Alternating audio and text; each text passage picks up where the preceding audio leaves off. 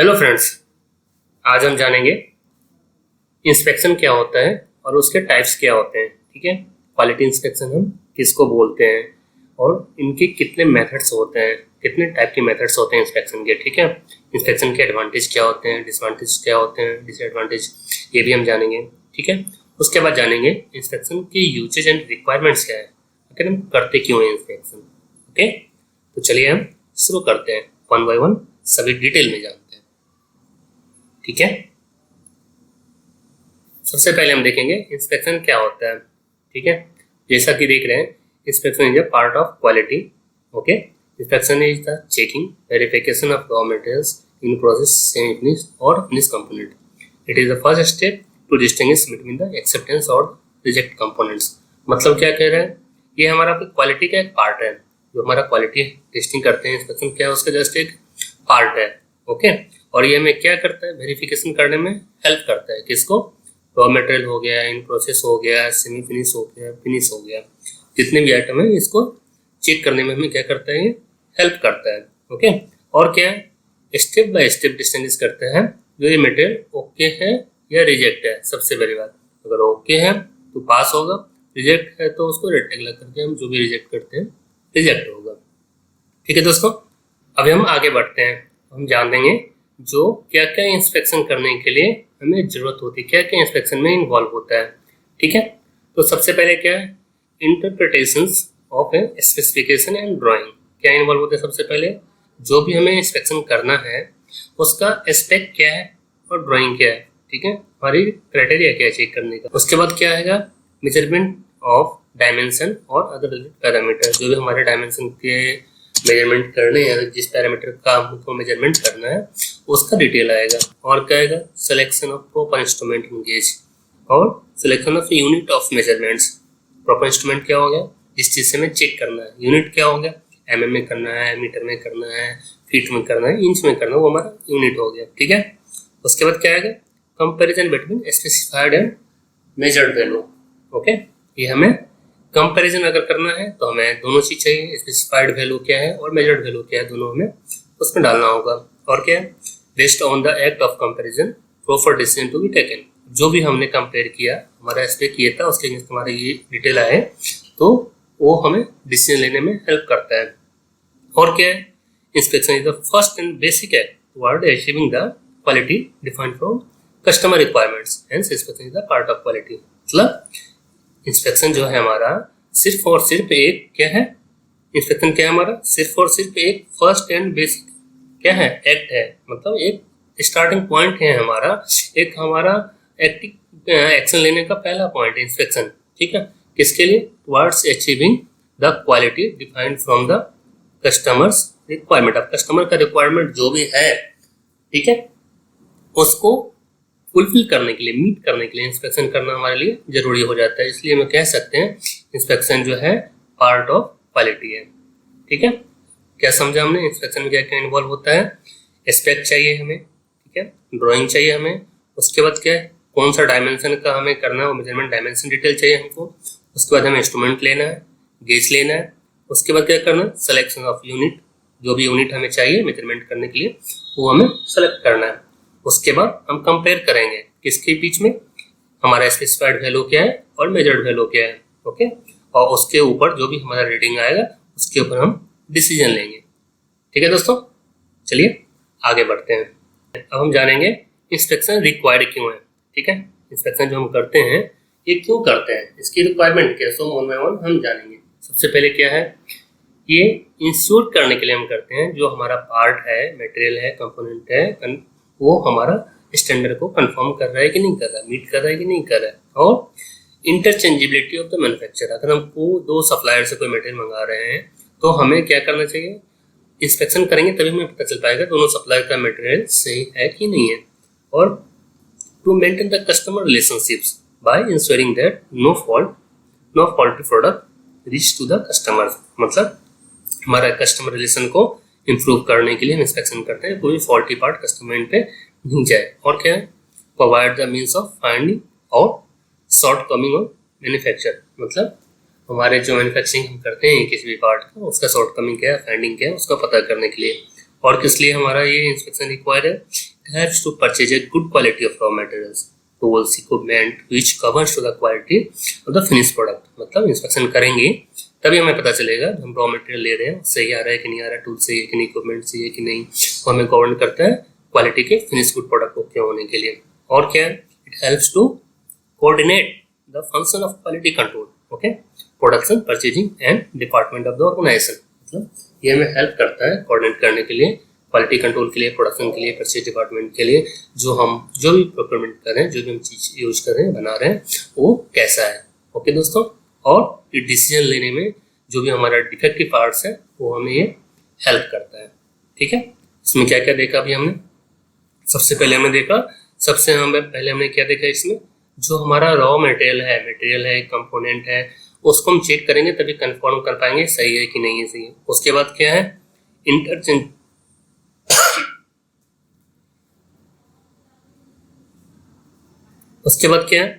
Interchangeability of the manufacture.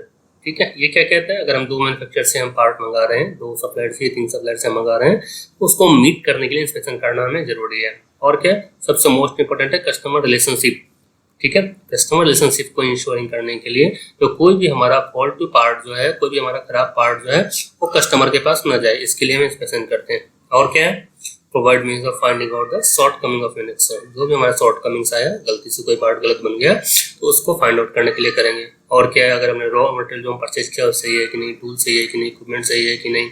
ठीक है, जो हमें फाइनल प्रोडक्ट, क्वालिटी प्रोडक्ट बनाने के लिए हेल्प करता है. और क्या, it helps to coordinate to function of the like quality department, production, purchasing, other को बताने के लिए ये हमें हेल्प करता है जो भी हमारा प्रोसेस है सही चल रहा है कि नहीं. और सबसे मोस्ट इंपोर्टेंट, जो डिसीजन लेने में हेल्प करता है, जो हमारा जो पार्ट है, अगर कोई पार्ट डिफेक्टिव मिल गया तो उसे हमें क्या करना है. ठीक है, इसको चलाना है या नहीं चलाना है, ये करने में हमें हेल्प करता है. आगे हम जानेंगे दोस्तों, what are the benefits. Inspection जो हम किए, इसके फायदे क्या हैं. ठीक है, तो सबसे बड़ा फायदा क्या है, distinguish good lots from the bad lot. अच्छी लॉट को हमें, मतलब अच्छे प्रोडक्ट्स को पुराने प्रोडक्ट्स में से अलग करना है, तो हमें इंस्पेक्शन करना ही पड़ेगा. और क्या करता है, good pieces from the bad pieces. जो भी गुड पार्ट्स हैं हमारे, वो बैड पार्ट्स में से फाइंड आउट करना है, तो इंस्पेक्शन हमें करना पड़ेगा. डिस्टिंग्विश करने में हेल्प करता है. और प्रोसेस जो हम चेंज कर रहे हैं, वो कोई भी प्रोसेस अगर हमने चेंज किया तो वो सुटेबल है कि नहीं है, वो मीट कर रहा है कि नहीं कर रहा, उसमें हमें ये हेल्प करता है. और क्या, process approaching the specification limit. मतलब हमारा जो प्रोसेस है वो स्पेक लिमिट को मीट कर रहा है कि नहीं कर रहा है, उसमें हेल्प करता है. और rate the quality of the product. हमारा जो प्रोडक्ट है वो क्वालिटी पैरामीटर पे खरा उतर रहा है कि नहीं उतर रहा है, वो हेल्प करने में हेल्प करता है, वो चेक करने में हेल्प करता है. और एक्यूरेसी हमारा इंस्पेक्टर का कैसा है, इसमें हमें हेल्प करता है. और measure the precision of the measuring instrument. हमारा जो इंस्ट्रूमेंट है तो उसका प्रिसीजन कितना है, उसके में भी हमें हेल्प करता है. जब हम एमएसए का क्लास लेंगे उसमें आप जानेंगे प्रिसीजन क्या होता है, एक्यूरेसी क्या होता है, इंस्पेक्टर एक्यूरेसी प्रिसीजन कैसे पता किया जाता है. ये एमएसए का मैं टॉपिक लाऊंगा, उसमें डिटेल में इसको मैं कवर करूंगा, तो उस पर हम बात करेंगे. ठीक है दोस्तों, और क्या करेगा, to measure the process capability. जब सीपीके आप पढ़ेंगे, एसपीसी, सीपीके, पीपीके ये पढ़ेंगे, उसमें आपको पता चलेगा प्रोसेस कैपेबिलिटी क्या होता है. तो जब हम इंस्पेक्शन करते हैं तभी जाके हम इस चीज को हम बना सकते हैं. ठीक है, क्या क्या जाना अभी हमने बेनिफिट्स में, सबसे मेन इंपॉर्टेंट क्या क्या जाना हमें. सबसे पहले तो क्या है, ये गुड लॉट को जो है बैड लॉट, पूरा जो लॉट है हमारा, तो बैड लॉट उसमें गुड लॉट को आइडेंटिफाई करता है. सेम गुड पीस को बैड पीस में से फाइंड आउट करता है. और प्रोसेस जो है हमारा चेंज हो रहा है वो सही है कि नहीं है ये बताता है. और हम एस्पेक्ट लिमिट से अकॉर्डिंग काम कर रहे हैं कि नहीं कर रहे हैं वो बताता है. क्वालिटी ऑफ हमारा प्रोडक्ट क्या है इसके बारे में बताता है, अच्छा है कि बुरा है. एक्यूरेसी ऑफ द इंस्पेक्टर क्या है काम करने का, उसका एक्यूरेसी अच्छा है कि नहीं है. Precision of the measuring instrument कैसा है, ये हम चेक करेंगे तो पता चलेगा. और प्रोसेस कैपेबिलिटी हमारी क्या है एंड में, ये हमारे इंस्पेक्शन करके हेल्प मिलता है. ठीक है दोस्तों, ठीक है, आगे हम जानते हैं जो हमारा इंस्पेक्शन है ये कितने मेथड्स हैं, टाइप्स ऑफ इंस्पेक्शन क्या क्या है, वन बाय वन हम जानेंगे. बेस्ड ऑन मेथड्स अगर हम देखें तो मेनली 2 टाइप्स के इंस्पेक्शन होते हैं. एक क्या है 100%, एक है sampling inspection. Okay, based on frequency देखें तो हम बोल सकते हैं आवरली इंस्पेक्शन है. ठीक है, डेली इंस्पेक्शन हो गया, वीकली इंस्पेक्शन हो गया, मंथली कर लें, क्वार्टरली कर लें, ईयरली कर लें. मतलब टाइम जो इंस्पेक्शन चेक करने का फ्रीक्वेंसी क्या है, टाइमिंग क्या है, उसके ऊपर हम कहें तो इतना डिवाइड हम कर सकते हैं. और जैसे हम आगे बढ़ते हैं स्टेज के ऊपर, कितने स्टेज पे हम इंस्पेक्शन लगा सकते हैं। स्टार्टिंग हमारा इनकमिंग से होता है, इनकमिंग या रिसीविंग हम इंस्पेक्शन कह सकते हैं, IQC जिसको हम कहते हैं। और क्या, इन प्रोसेस इंस्पेक्शन कह सकते हैं। इनकमिंग के बाद मटेरियल इन प्रोसेस में जाता है। उसके बाद क्या, first piece last piece inspection आप कह सकते हैं। और क्या है, ऑनलाइन इंस्पेक्शन, फाइनल इंस्पेक्शन है। उसके बाद सेंट्रलाइज इंस्पेक्शन है, ठीक है, प्री डिलीवरी इंस्पेक्शन है, PDI इंस्पेक्शन और लेआउट इंस्पेक्शन। इतने तरह के इंस्पेक्शन होते हैं। अब वन बाय वन हम सभी के बारे में जानते हैं। क्या है 100% इंस्पेक्शन? क्या बोलता है 100% इंस्पेक्शन? 100% इंस्पेक्शन ये कहता है हमारा जो भी हम पार्ट बना रहे हैं, ठीक है, जो हम कस्टमर को भेज रहे हैं, वो 100% मतलब एक पार्ट 1 बाय 1 हम रख करके चेक कर रहे हैं एज पर स्टैंडर्ड की, कस्टमर की स्टैंडर्ड जो ड्राइंग्स हैं उनके अगेंस्ट, और हम उसको भेज रहे हैं, तो 100% हम मीट कर रहे हैं। सैम्पलिंग इंस्पेक्शन क्या कहता है? सैम्पलिंग इंस्पेक्शन के लिए आपको ISO 25000 जो है इसको रेफर करना है। इसमें बोलता है अगर आपको 1 से लेकर के 50 पीस आ रहे हैं तो उसमें से कितने सैंपल लेने हैं, 50 में से 100 आ रहे हैं, 50 से 100 पार्ट आए तो कितने लेने हैं, 100 से आपको 150 आए तो कितने लेने हैं। ऐसे करके एक पूरा चार्ट बना हुआ, उसके अगेंस्ट आप डिसाइड कर सकते हैं हमें जितना लॉट आया है उस लॉट में से कितना पीस को सेलेक्ट करना है। और सिर्फ आप जैसे 50, 1 से 50 है फॉर एग्जांपल के लिए, इसमें से अगर हमारा सैम्पलिंग प्लान कहता है 5 पार्ट को लेकर के चेक करना है, हम सिर्फ 5 ही पार्ट लेंगे, उसको चेक करेंगे पूरा डिटेल, और बेस्ड ऑन 5 पार्ट हम बताएंगे कंप्लीट जो हमारा लॉट है वो सही है कि नहीं है, उसको सैम्पलिंग इंस्पेक्शन कहते हैं। ठीक है। आवरली इंस्पेक्शन क्या है? जो भी हमने क्राइटेरिया बना लिया है, हमें हर घंटे सपोज कोई प्रोसेस है, हमारा टेम्परेचर मॉनिटरिंग करना है किसी ओवन का, हर घंटे जाके हमें रीडिंग लेनी है, तो हम हर घंटे जाएंगे, जो रीडिंग ले आ रहा है डिस्प्ले कर रहा है उसको हम लेंगे, नोट करेंगे, तो क्या हो रहा है इस प्रोसेस का आवरली हम इंस्पेक्शन ले रहे हैं, रीडिंग ले रहे हैं। ठीक है। डेली क्या है? कुछ ऐसे एक्टिविटी हमारा लैब का टास्क है, कुछ हम प्रोडक्शन कर रहे हैं जिसको डेली का डेली हमारे सपोज 10 टेस्ट हैं तो 10 के 10 टेस्ट हमें परफॉर्म करना है, तो डेली हो गया। वीकली क्या है? कुछ ऐसे क्रिटिकल टेस्ट हैं जो हम डेली नहीं कर सकते, तो उसे हमने वीकली हटा दिया, वीकली में डाल दिया। अब वीकली आप उसको क्या करना है, एज पर आपके चार्ट के अकॉर्डिंग वीकली टेस्ट करना है। कुछ ऐसे भी हैं जो आपको मंथली करना है, क्वार्टरली करना है, ईयरली करना है, सेम आपके रिक्वायरमेंट के ऊपर या फिर जो भी आप स्टैंडर्ड फॉलो कर रहे हैं तो उसका गाइडलाइन जैसा बोलता है उसके अकॉर्डिंग आपको ये परफॉर्म करना है। ठीक है दोस्तों। कुछ चीज़ ऐसे हैं जैसे आपको ईयरली करवाना है, सपोज आप ROCS टेस्टिंग करवा रहे हैं तो आपको हर मंथली नहीं करवाना है, ईयरली करवाना है, तो आपका ईयरली के अंदर आ जाएगा। ये हमारे फ्रीक्वेंसी के ऊपर है। ओके। अब बेस्ड ऑन स्टेज हम देखते हैं, सबको पता होगा आपको इनकमिंग RQC IQC इंस्पेक्शन क्या होता है। तो वही रॉ मटेरियल हम प्रोक्यूर करते हैं कंपनी में, वो हमारा इनकमिंग इंस्पेक्शन के थ्रू चेक होकर के आगे जाता है। सबसे पहला इंस्पेक्शन पॉइंट अपना यहाँ रहता है। यहाँ पे हम देखते हैं मटेरियल जो आ रहा है वो ओके है कि नहीं है, एज पर MTC मटेरियल है कि नहीं, PDI मिला कि नहीं मिला, कस्टमर का जो हमारा माल आ रहा है, मटेरियल आ रहा है, वो जो ड्राइंग्स हैं हमारे उसको मीट कर रहा है कि नहीं। ठीक है। इनकमिंग में हम चेक कर लेंगे, फिर चेक करके बंदा रिकॉर्ड मेंटेन करेगा। इन प्रोसेस में क्या होगा, जब मटेरियल यहाँ से यहाँ चला गया तो इन प्रोसेस इंस्पेक्शन में चला जाएगा। वहाँ पे क्या होगा, कोई पार्ट अगर सपोज असेंबली से पहले कटिंग क्रिपिंग ऑपरेशन हो रहा है फॉर एग्जांपल के लिए, तो हमारा इन प्रोसेस में आ जाएगा। ठीक है। इन प्रोसेस के अंदर हम उसको चेक करेंगे। जैसे उसके आगे जैसे हम देखेंगे तो first piece inspection, last piece inspection, अगर कोई ऐसा प्रोसेस हो रहा है यहाँ पे सेटअप अप्रूवल वगैरह रिक्वायर्ड है तो आप वहाँ पे first piece last piece inspection लगा सकते हैं। मतलब पार्ट बनेगा तो पहला पीस प्रोडक्शन साइड से भी चेक होगा, क्वालिटी भी चेक करेगा, उसका सैंपल टिकट लगाएगा, तो क्या हो गया, फर्स्ट पीस हो गया। फिर वही लॉट का लास्ट पीस भी चेक करेगा बंदा और उसका सैंपल और डिटेल्स वहाँ पे मेंशन करेगा, तो ये लास्ट पीस की रीडिंग है, तो लास्ट पीस इंस्पेक्शन आपका हो गया। ठीक है। इसी तरह से ऑनलाइन इंस्पेक्शन होता है और फाइनल इंस्पेक्शन होता है। ऑनलाइन इंस्पेक्शन क्या है, कोई पार्ट हमारा कंटिन्यू बन रहा है, हमारा क्वालिटी का बंदा परमानेंट वहाँ पे खड़ा है, वो एक एक पार्ट वहाँ पे चेक करते जा रहा है। ठीक है। तो ऑनलाइन इंस्पेक्शन हो गया, कोई लॉट क्रिम्प हो गया, कट हो गया, पूरा 100 का बंच है तो 100 का 100 एक एक पीस चेक कर रहा है, ऑनलाइन इंस्पेक्शन कह सकते हैं उसको। ठीक है। पार्ट असेंबली हो गया, हमारा टेस्टिंग हो गया, तो फाइनल एंड पे पार्ट आ गया है, तो बिफोर डिस्पैचिंग टू FG हम फाइनल इंस्पेक्शन करते हैं, जिससे विजुअल इंस्पेक्शन फाइनल एंड पे कह सकते हैं, तो वो हमारा फाइनल इंस्पेक्शन होता है। ठीक है। जब पार्ट हमारा बन रहा था तो इन प्रोसेस में था तो हमारा इन प्रोसेस इंस्पेक्शन हुआ, जब हमारा पार्ट बन के आगे आया तो ऑनलाइन इंस्पेक्शन हुआ, जब असेंबली हो गया, फाइनल हो गया, टेस्टिंग होने के बाद तो हमारा फाइनल इंस्पेक्शन हो गया। इस तरह से कुछ कंपनी में सेंट्रलाइज इंस्पेक्शन भी होता है। सपोज उनका बहुत छोटा टीम है, बहुत छोटे छोटे पार्ट बना रहे हैं, तो उन्होंने एक बंदा ही हायर कर रखा है और एक एरिया डिफाइन कर रखा है, इंस्पेक्शन एरिया। ठीक है। अब कोई भी पार्ट वहाँ पे बनेगा, चाहे वो इन प्रोसेस का हो, फर्स्ट पीस का हो, ऑनलाइन हो, फाइनल हो, जो भी इंस्पेक्शन होगा सेंट्रलाइज होगा, वहीं पे आकर के सारा इंस्पेक्शन परफॉर्म किया जाएगा। ठीक है।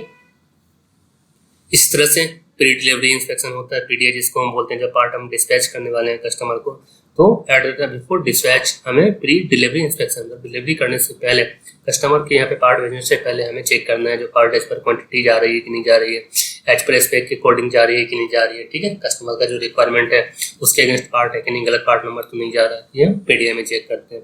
लेआउट इंस्पेक्शन क्या होता है?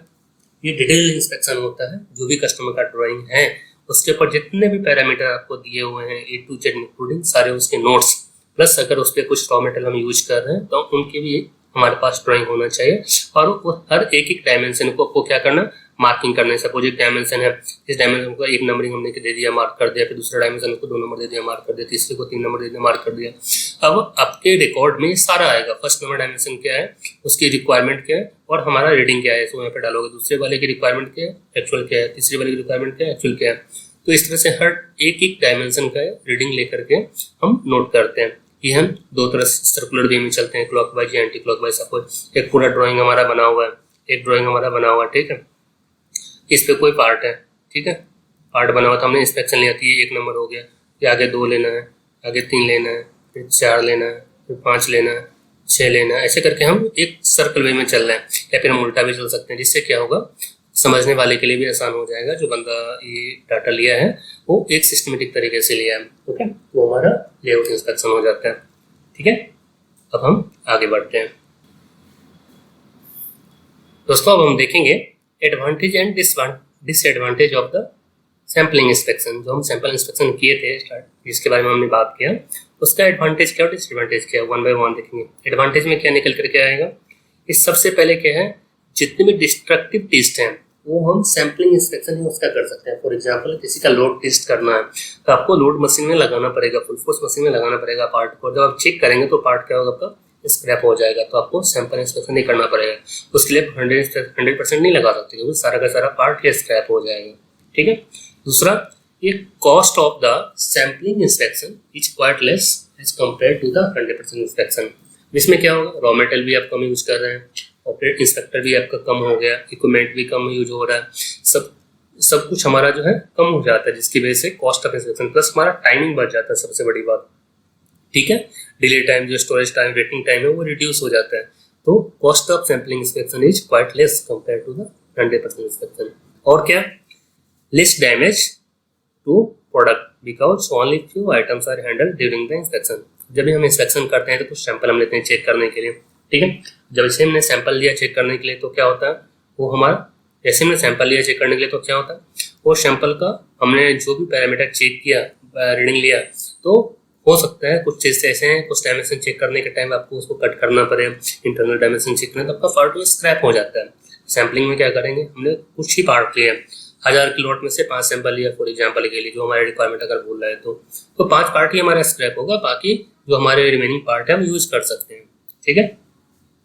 और क्या, the lot is dispose of in shorter period so that scheduling and delivery dates are improved. मतलब क्या है, हमारा जो बहुत ही क्विक हम उसका जजमेंट दे पाते हैं, जी पार्ट सही है, एक लॉट सही है कि नहीं है, जिसकी वजह से हमारा जो है टाइम, वेटिंग टाइम रिड्यूस होता है और डिलीवरी डेट इम्प्रूव होता है। ये तो इसके फायदे हो गए। अब जानेंगे इसका नुकसान क्या है, ठीक है। नुकसान सबसे बड़ा इसका ये है कि रिस्क इसमें बहुत ज़्यादा है रॉन्ग डिसीजन लेने का। सपोज आप 5 पार्ट लेके चेक करें और लॉट साइज आपका 1000 का है, 5 पार्ट सपोज आपके पास अगर सही निकल गए तो आप 1000 के 1000 पीस को सही कर सकते हैं। हो सकता है उसमें आगे आपके 100 पार्ट गलत भी हो, तो क्या होगा, आपने तो उसको सैम्पलिंग बेस पे सही कह दिया, लेकिन वो पार्ट आगे जाके लाइन पे दिक्कत कर सकते हैं। ये सबसे बड़ा डिसएडवांटेज है इसका।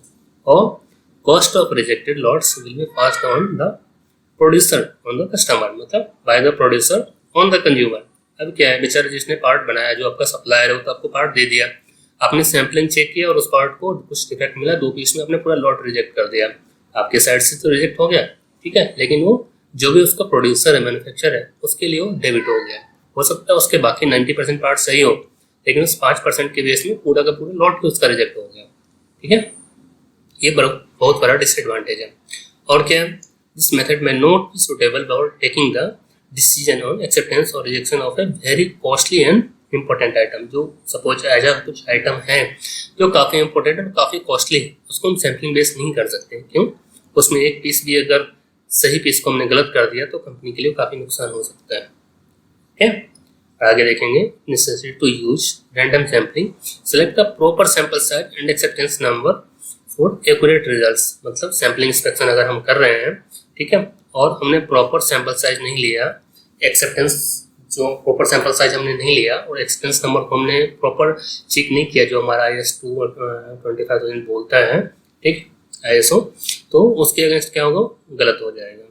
ठीक है, आगे बढ़ते हैं। अब हम जानेंगे डिसएडवांटेज ऑफ इंस्पेक्शन क्या होता है। इतना सारा जो हम पढ़ रहे थे, इंस्पेक्शन करना है, सैम्पलिंग करना है, 100% करना है, और जानेंगे इंस्पेक्शन करना क्यों है, अगर कर रहे हैं तो इसके हमारे लिए नुकसान क्या है। सबसे पहले क्या है नुकसान आपका, जो इंस्पेक्शन है it's the cost of the product but not for its value.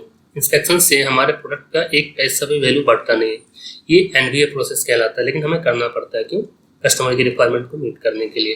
Customer हमें इंस्पेक्शन का एक पैसा नहीं देता है, ठीक है, उन्हें प्रोडक्ट चाहिए, वो प्रोडक्ट का पैसा देता है। तो प्रोडक्ट सही जाए उसके लिए हम इंस्पेक्शन को इम्प्रूव करते हैं, इंस्पेक्शन हम लगाते हैं जो प्रोडक्ट हमारा सही जाए। तो ये हमारा एक एडिशनल कॉस्ट है जो हर बनाने वाली कंपनी को, मैन्युफैक्चरर को पे करना पड़ता है। ठीक है, और क्या, it is practically subjective often the inspector, it is practically subjective often the inspector has to जज whether a product passes or not. मतलब हम इंस्पेक्टर के ऊपर छोड़ देते हैं ये पार्ट पास है कि नहीं है। अब एग्जांपल, अगर हम कोई बंदा वहाँ पे चेक कर रहा है, ठीक है, एक ऑपरेटर है जो वहाँ पे चेक कर रहा है और उसको क्या करना है, जस्टिफाई करना है जो पार्ट सही है कि नहीं है, तो वो माइक्रोमीटर ले लिया और वो पार्ट को चेक कर रहे हैं और रीडिंग बता रहा है 0.0006 इंच जो है, इतना डिफरेंस आ रहा है, इंस्ट्रूमेंट लेकर के बता रहा है, और उस बेस पे वो कह रहा है कि पार्ट आपका रिजेक्ट है। तो क्या है, ये इतनी डीप इंस्पेक्शन की सपोज वहाँ पे जरूरत नहीं है, इतनी डीप की रिक्वायरमेंट नहीं है इतना का, और उस बेस पर अगर बंदा उस पार्ट को रिजेक्ट कर रहा है तो क्या हो गया, ओके पार्ट भी हमारा रिजेक्शन में जा रहा है। सपोज हमारे पैरामीटर में हम जो पार्ट हम बना रहे हैं उसके लिए इतनी डीप लेवल की इंस्पेक्शन की जरूरत नहीं है, इतना एक्यूरेसी नहीं चाहिए हमें RM में, ये कम भी रहेगा तो चल सकता है एग्जाम्पल। लेकिन अगर बंदा बता रहा है नहीं सर हमारा रीडिंग इतना इतना इतना आ रहा है, इसलिए मैं इसको रिजेक्ट कर रहा हूँ, तो आपका एक जो चलने वाला पार्ट है वो भी रिजेक्ट हो जाएगा। ठीक है, और इसका मतलब क्या है, बंदा जो है उसका अगर मोनोटोनी सही नहीं है, ठीक है, वो पहले से सोच रखा है, उसके दिमाग में कुछ चल रहा है जिस पार्ट को चलो हमें रिजेक्ट करना है या सही करना है या फिर गलत चीज को ही पास करना है, तो आप उसको कुछ नहीं कर सकते। तो हमारे जो फाइनल आउटपुट है उसको ही इम्पैक्ट कर सकता है।